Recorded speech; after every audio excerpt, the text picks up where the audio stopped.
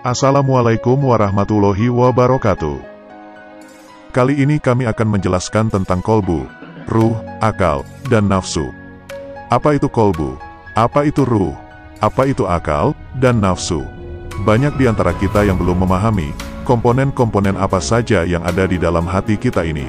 Berikut ini akan kami jelaskan secara lebih detail, satu persatu.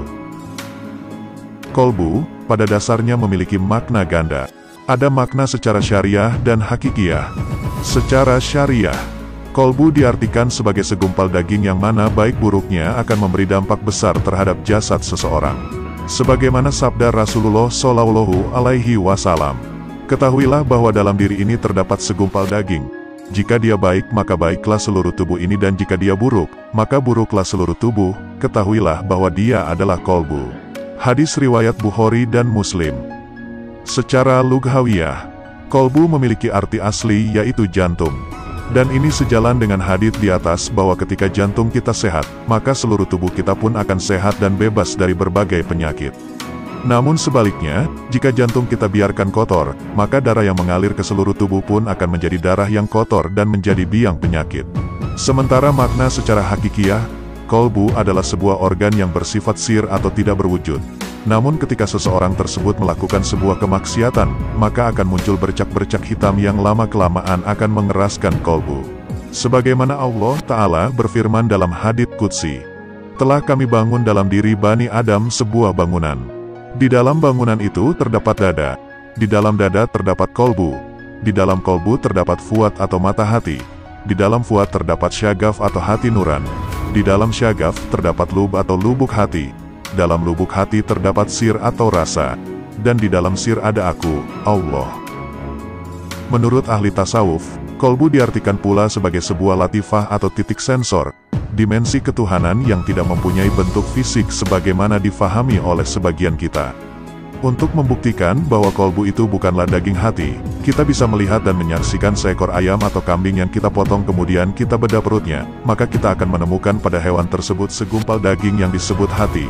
Tapi apakah dengan hatinya itu hewan mampu membedakan mana yang hak dan batil? Tentunya tidak. Apakah setelah kita belah hewan-hewan tersebut kita menemukan organ yang penuh bercak hitam karena kemaksiatan yang hewan lakukan? Tentunya jawabannya pun tidak. Kemudian kita pergi ke sebuah warung makan atau restoran lalu kita bertanya apakah di sana ada sop daging hati atau goreng daging hati? Maka tentulah di salah satu warung makan atau restoran tersebut pasti ada dan disediakan menu makanan dengan lauk sop atau goreng daging hati.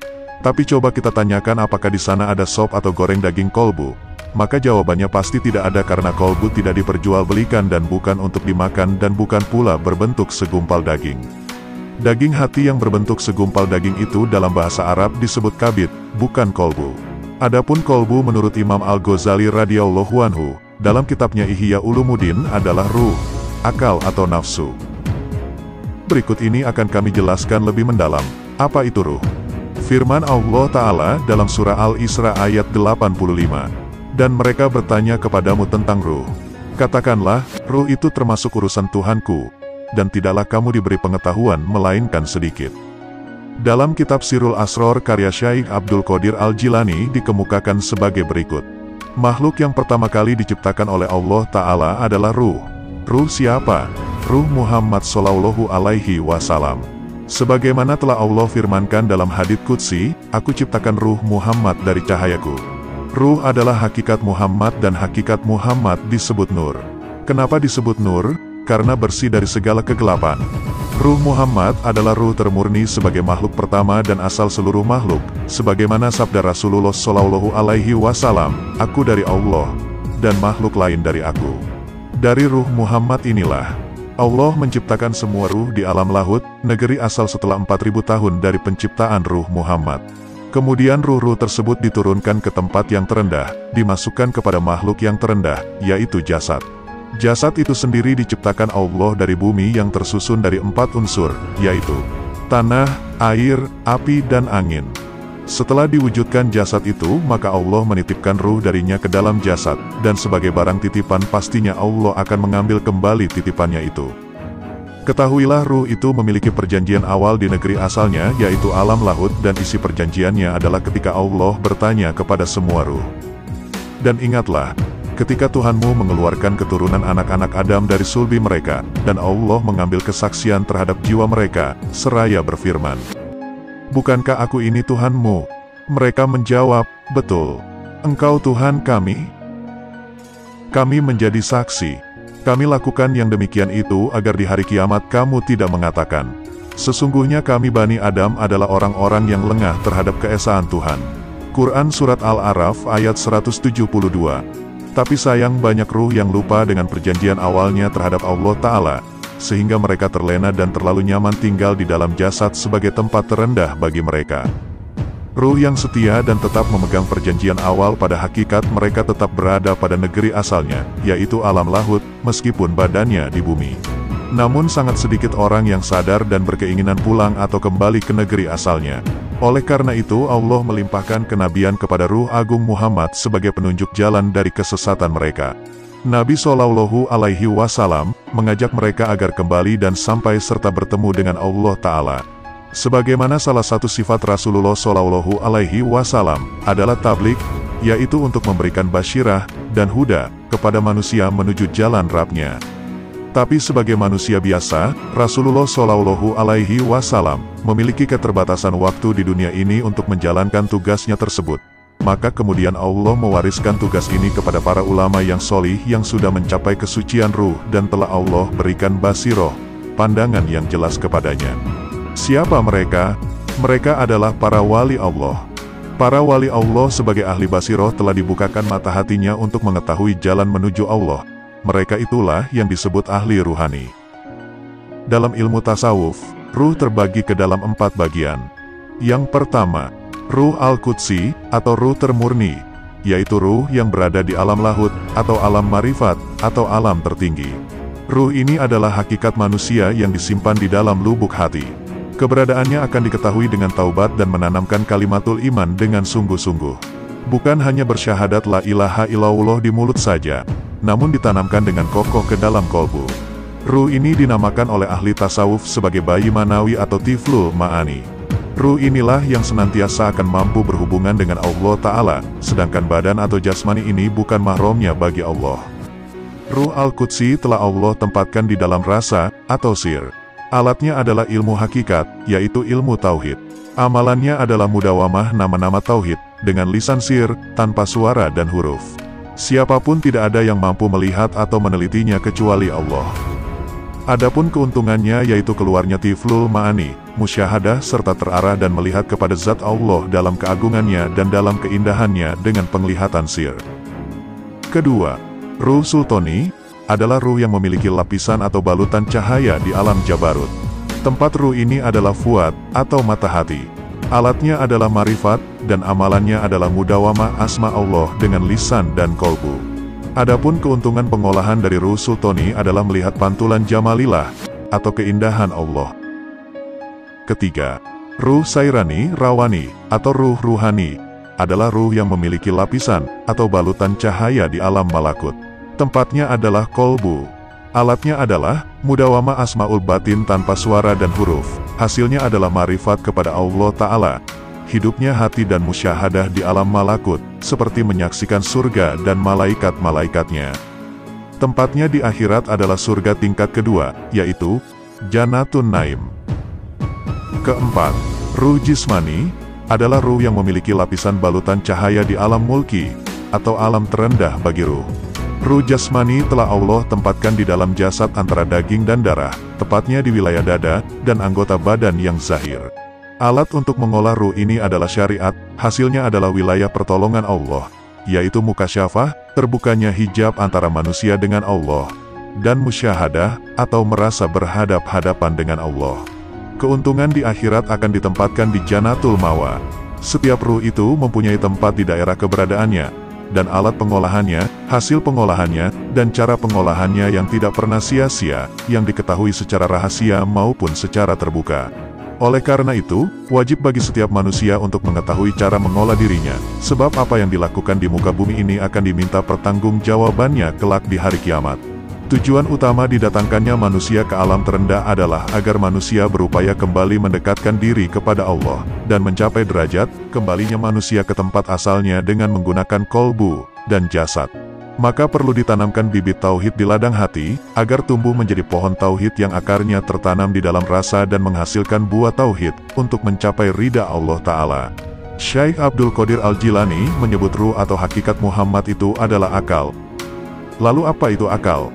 Kebanyakan kita mengatakan bahwa akal itu adalah otak, sehingga kalau kita berkata kepada orang lain gunakan akalmu, maka kita akan menunjuk dan mengarahkannya kepada kepala kita sebagai isyarat bahwa tempatnya akal di sana. Ketahuilah wahai saudaraku, akal bukanlah otak, jadi letak keberadaannya bukan di kepala. Keberadaan akal tidaklah berbentuk secara fisik sehingga tidak dapat dilihat oleh mata kepala ini.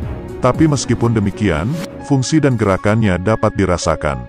Semoga Allah senantiasa menjaga kita dari kesesatan. Semoga kita diberikan pemahaman yang mendalam akan akal ini, sehingga kita tahu sebenarnya akal itu apa. Sulit saudaraku untuk yakin dan beriman dengan menggunakan otak kita ini. Otak ini selalu menuntut bukti nyata, alasan dan sebab yang benar menurutnya. Dengan selalu menggunakan otak dan menuntut segala sesuatunya harus rasional, akhirnya kita tidak bisa beriman secara betul-betul, akan tetapi malah bermain-main dalam keimanan. Seperti dalam melaksanakan sholat, perhatikanlah firman Allah berikut. Dan apabila kamu menyeru kepada mereka untuk mengerjakan sholat, mereka menjadikannya buah ejekan dan permainan. Yang demikian itu adalah karena mereka benar-benar kaum yang tidak mau mempergunakan akalnya. Quran Surat Al-Maidah ayat 58. Akal adalah alat untuk berfikir dan memahami ayat-ayat Allah, baik yang kauniyah maupun kauliyah. Tapi berfikir dengan akal tidak seperti berfikir dengan otak. Berfikir dengan akal itu akan berujung dengan satu kesimpulan. Tidak ada sesuatu apapun yang Allah telah ciptakan itu sia-sia. Apabila seseorang telah mempergunakan akalnya dalam berfikir dengan baik dan benar, maka keimanannya akan semakin mantap dan terus meningkat. Sekarang kita buktikan bahwa akal bukanlah otak. Pernahkah Anda makan pepes ikan mas? Ketika kita makan di bagian kepalanya akan terdapat yang disebut otak ikan. Tapi sekarang adakah di kepala ikan itu akal? Maka pasti tidak ada karena akal bukan di kepala dan akal bukan otak. Kalau akal diartikan otak seperti yang ada di kepala ikan, maka berarti ikan juga punya akal. Jadi jelas bahwa akal bukanlah otak dan otak bukanlah akal. Akal itu adalah kolbu, sebagaimana Allah firmankan dalam surah Qaf ayat 37. Sesungguhnya pada yang demikian itu benar-benar terdapat peringatan bagi orang-orang yang mempunyai akal, atau yang menggunakan pendengarannya, sedang dia menyaksikannya. Quran Surat Qaf ayat 37. Dalam ayat di atas, Allah menggunakan kata kolbun, untuk menyatakan akal. Sekarang kami jelaskan apa itu nafsu. Nafsu adalah elemen jiwa, atau unsur ruh, yang berpotensi mendorong pada tabiat badaniyah, dan mengajak diri pada berbagai amal baik atau buruk. Nafsu itu pula adalah ruh, sebagaimana dimaksud dalam firman Allah surah At-Ta'wir ayat 7. Dan apabila ruh-ruh dipertemukan dengan tubuh. Nafsu di dalam ayat ini diartikan ruh. Adapun nafsu memiliki tingkatan-tingkatan. Syekh Muhammad Nawawi Al-Jawi membagi nafsu dalam 7 tingkatan, yang dikenal dengan istilah marotibun nafsi, yaitu: tingkat pertama, nafsu amarah. Nafsu amarah tempatnya adalah as-sodru, artinya dada. Adapun pasukan-pasukannya sebagai berikut. 1. Al-bukhlu, artinya kikir atau pelit. 2. Al-hirsh, artinya tamak atau rakus. 3. Al-hasad, artinya hasud. 4. Al-jahil, artinya bodoh. 5. Al-kibir, artinya sombong. 6. As-syahwat, artinya keinginan duniawi. Tingkat kedua, nafsu lawamah. Nafsu lawamah tempatnya adalah al-kolbu, artinya hati, adapun pasukan-pasukannya sebagai berikut. 1. Al-laum, artinya mencela. 2. Al-hawa, artinya bersenang-senang. 3. Al-mak, artinya menipu. 4. Al-uj, artinya bangga diri. 5. Al-gibah, artinya mengumpat. 6. Ar-riya, artinya pamer amal. 7. Az-zulim, artinya zalim. 8. Al-kits, artinya dusta. 9. Al-ghaflah, artinya lalai. Tingkat ketiga, nafsu mulhimah. Nafsu mulhimah tempatnya adalah ar-ruh. Adapun pasukan-pasukannya sebagai berikut. 1. As-sahawah, artinya murah hati. 2. Al-qanaah, artinya merasa cukup. 3. Al-hili, artinya murah hati. 4. At-tawadu, artinya rendah hati. 5. At-taubat, artinya taubat, atau kembali kepada Allah. 6. As-sober, artinya sabar. 7. At-tahamul, artinya bertanggung jawab. Tingkat keempat, nafsu mutmainah. Nafsu mutmainah tempatnya adalah asir, artinya rahasia. Adapun pasukan-pasukannya sebagai berikut. 1. Al-jud, artinya dermawan. 2. At-tawakul, artinya berserah diri. 3. Al-ibadah, artinya ibadah. 4. As-syukur, artinya syukur atau berterima kasih. 5. Ar-ridho, artinya ridho. 6. Al-khosyah, artinya takut akan melanggar larangan. Tingkat kelima, nafsu rodiyah. Nafsu rodiyah tempatnya adalah sir asir, artinya adalah sangat rahasia. Adapun pasukan-pasukannya sebagai berikut. 1. Az-zuhud, artinya zuhud, atau meninggalkan keduniawian. 2. Al-ikhlas, artinya ikhlas atau tanpa pamrih. 3. Al-waro, artinya meninggalkan syubhat. 4. Ar-riyadoh, artinya latihan diri. 5. Al-wafa, artinya tepat janji. Tingkat keenam, nafsu mardiyah. Nafsu mardiyah tempatnya adalah al-khofi, artinya samar. Adapun pasukan-pasukannya sebagai berikut. 1. Husnul khuluq, artinya baik akhlak. 2. Tarku ma'asiwallah, artinya meninggalkan selain Allah. 3. Al-lutfu bil kholqi, artinya lembut kepada makhluk. 4. Hamluhum ala sholah, artinya mengurus makhluk pada kebaikan. 5. Sofnu an zunubihim, artinya memaafkan kesalahan makhluk. 6. Almel ilaihim li rojihim min zulumati tobaihim wa anfusihim ila anwari arwahihim, artinya mencintai makhluk dan cenderung perhatian kepada mereka, guna mengeluarkannya dari keburukan watak dan jiwa-jiwanya ke arah bercahayanya ruh-ruh mereka. Tingkat ketujuh, nafsu kamilah. Nafsu kamilah tempatnya adalah al-afa, artinya sangat samar. Adapun pasukan-pasukannya sebagai berikut. 1. Ilmul yakin. 2. Ainul yakin. 3. Hakul yakin. Kesimpulan.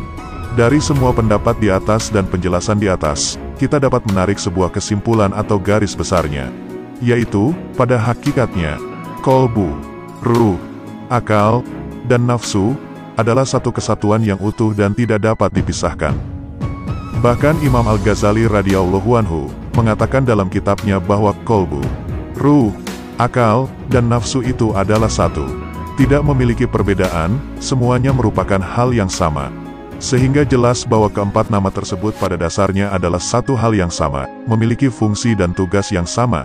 Tinggal bagaimana kita membina, menuntun keempat hal ini agar betul-betul mampu mengantarkan kita lebih dekat dengan Allah Ta'ala, dan mampu mengantarkan kita mencapai tujuan kita yaitu bertemu dengannya. Wallahu a'lam bishawab.